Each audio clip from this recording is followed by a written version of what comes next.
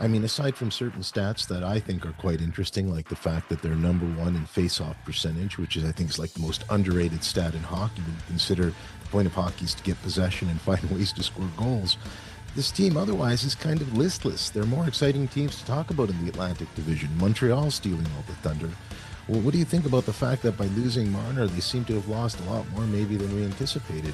When you take away a key part of your team, you're gonna flounder a little bit because you're trying to supplement that point production with other players.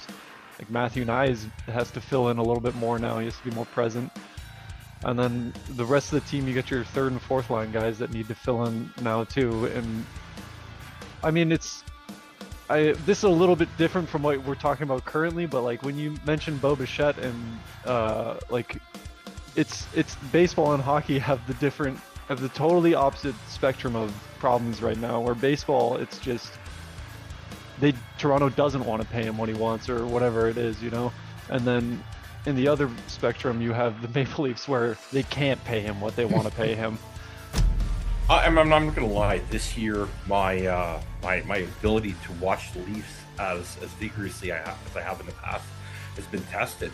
I find myself wanting to throw things to the television set at certain points, but for me, it was after watching the Leafs, after watching the Blue Jays run, and the passion in the teamsmanship and how those guys pulled together and fought for each other, to turn around and sit back and watch those limpy, freaking wet noodle Leafs just flop around. I just couldn't do it, and then it's still taking me a bit of time to come back to it. The thing is like this Leaf team, they all came up together. Your Nylanders, your Matthews, they all came together. So when Marner leaves, it's tough to recreate that chemistry of a decade. You basically played together as a decade, for a decade.